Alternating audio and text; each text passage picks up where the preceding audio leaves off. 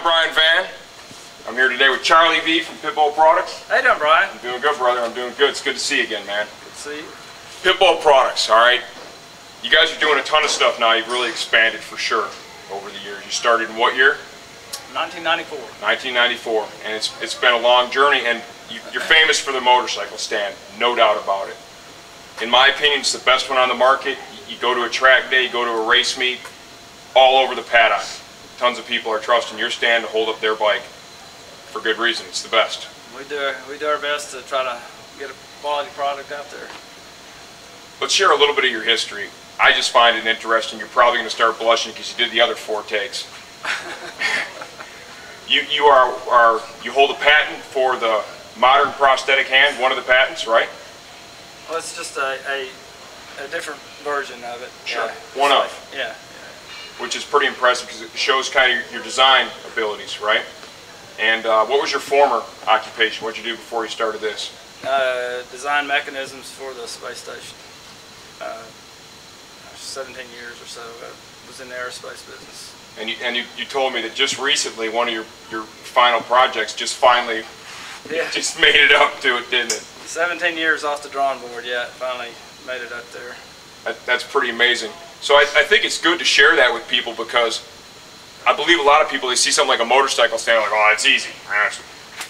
There's a lot of design wisdom that's went into making a great product, for sure. And like I said, the Pitbull product stands the test of time, durability, functionality, quality.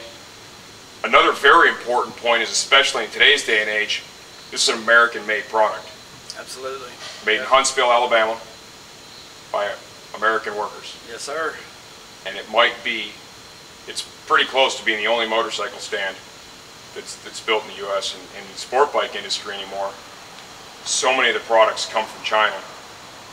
It's good and bad. Yeah, we're stubbornly staying U.S. It's been suggested to us that we go overseas, have it outsourced, but there's a lot of pitfalls to that and a lot of quality issues, and we've just stubbornly not done that.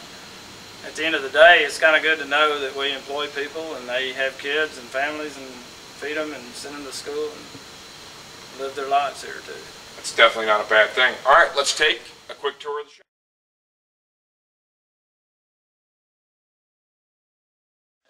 Okay, what do we have here? This is kind of the first area where it starts. Okay, yeah, this is our cold finish tubing. It's made to order for us. It's kept in an environmentally controlled room and never delivered during a rainy day because it's very sensitive to rust. It has to be, you can see it's shiny. It has to stay shiny all the way through the process, and after it's plated, if it's not shiny now, it's not going to be shiny as a finished product. So we're very picky about our tubing. And that's a good thing because, I mean, you know, when you anodize it, the steel has to be almost perfect. Otherwise, it kind of magnifies the imperfections. What do we have over here, Charlie? That's kind of the heart and soul of our business. That's our tube bender. This was used by NASA back in the 60s, actually. It's a manual bender, but its repeatability is real good and given us good results for a long time. We've got a backup here that we're rebuilding, and it's actually the same kind of bender, but both of them have done real well for us. It's kind of interesting tying you from the aerospace industry, and now you have a tubing bender from NASA. Okay, and over here, it's pretty obvious. Welding station, yeah. Everything's done hand TIG welded. The welder actually hand feeds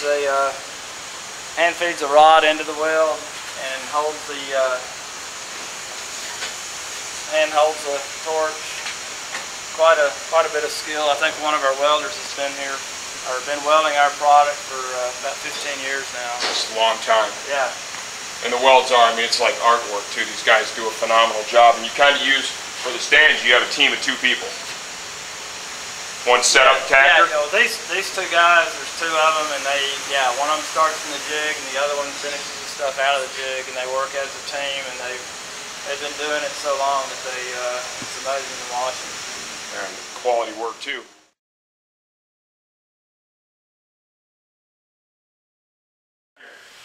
Well, this is our machine shop area. We've got CNC lathes, CNC mills. This is where precision comes from in our product. We've do our steering stabilizers and our machine parts for the stands here. It's a lot of equipment, a ton of equipment. I mean, obviously this is more than just the stands, but still. Right.